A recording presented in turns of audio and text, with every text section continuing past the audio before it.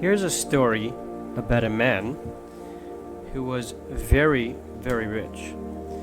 And he was thinking to himself at some point, what is it worth all this work that I'm putting into this world? What's worth all the riches? And what's going to happen when I die? It's all going to go to complete waste. So he was looking for an answer, what to do with his riches. So he was asking people, wise people, what to do. And they told him, some answers that were given to him were that what you should do is so they told them to do kindness, tzedakah, and chesed with all of his riches. And basically this is what will escort him into the world to come. Because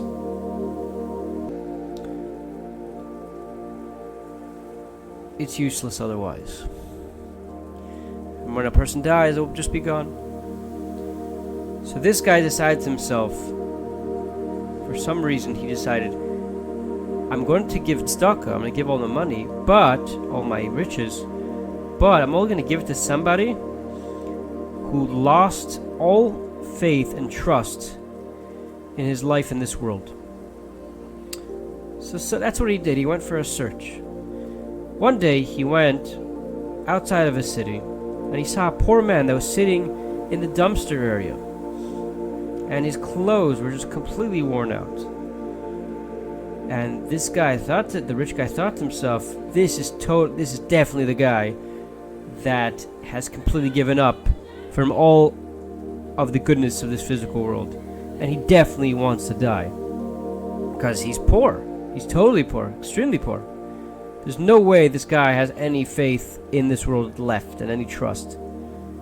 So he went over to this guy and he gave him 100 dinar, 100 coins of the time. And the poor man was quite wondrous about them. So this poor man was just like, he didn't understand. And he said, why do you give me all this money? Why do you single me out from all the other poor people of the city? So the rich man responded to him. He says, because I made a promise that I'm going to give tzedakah to somebody I'm only going to give to someone who has given up from all the good in this world. So the poor man told him, he says, only a fool and an idiot and a denier of God is someone who gives up hope from this world. He says, that's not me. He says, I believe in Hashem. I believe in the kindness of God. And I'm always hoping that He will have mercy on me at any moment, and He will respond to me. Like it says in Pasuk in Tehillim, V'racham avol kol ma'asav. God has mercy on all of His creations. So he says, God has the power to make me, rich if He wanted to, and to take me out of all this tzara. So he tells the rich guy, just leave this stupidity, and it'll be fine. Just leave it alone. So the rich guy told him, he says that my reward that I'm going to receive is not that I had mercy on you, rather that you cursed me out and you belittled me. So the poor man told him, you think that you had mercy on me? He says, no, you killed me. He says, because the only people that actually give up from this world are the poor people. So you belittled me. So the rich guy thought to himself, he says, okay, so maybe I should go to the cemetery and just, dig up a hole and put all my money there. Right? With the poor people, with the dead people who have truly given up on all the good in this world. And that's exactly what he did. So over time, he went and he put a certain amount of money there. It doesn't seem like he put all his money there, but he put a big amount. So time passed, and this rich guy ended up becoming very poor, until he literally had nothing. And when he realized that he's in a bad situation, he went to the cemetery and he started digging to find the money that he hid there in order to survive off it. And the guards of the cemetery saw him, and they caught him, and they brought him to the governor of the city. And this governor ended up being the poor person that he met a while back in the dumpster. Because this poor person actually came from a very important family. So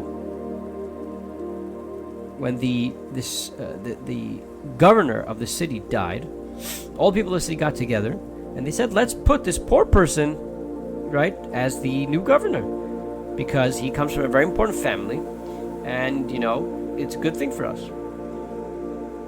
So anyways, going back to this story, that they brought this rich guy who originally was rich and now he's poor, they brought him to the general, to the governor of the city, and they told him, our master, this guy, we found him digging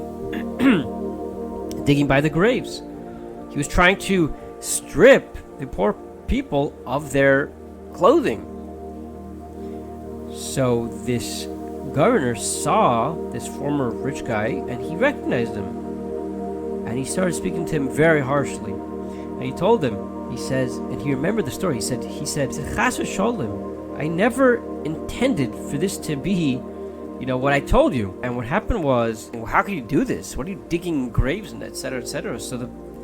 So this formerly rich man, now poor, says that wasn't my intent. God forbid. He told him exactly what happened, and that he ended up digging the money there, putting the money underground, and now he's going to, because he needed the money.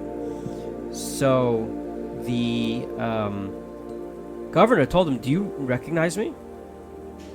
So this now poor person, formerly rich, said, how could a servant recognize his master? In other words, he was just speaking humbly, like you're my master. How, of course I recognize you. You're the governor of the city. So the governor told him, I'm actually not what you think I am. I'm actually the poor person who we met originally, and I was in the dumpster.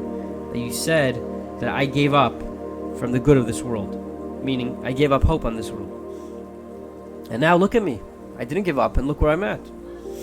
So they got up and they hugged each other, and he told them to take the money from out of the cemetery. He told the government workers to give it to this guy that needed it. And he said to give him a meal and to give him something to support himself with every day. And from here we see that Hashem, right, he is mashbil, who made him moirish umashir. In other words, he lifts whoever he wants and he puts down whoever he wants. Like it says in the pasuk, make him afardol.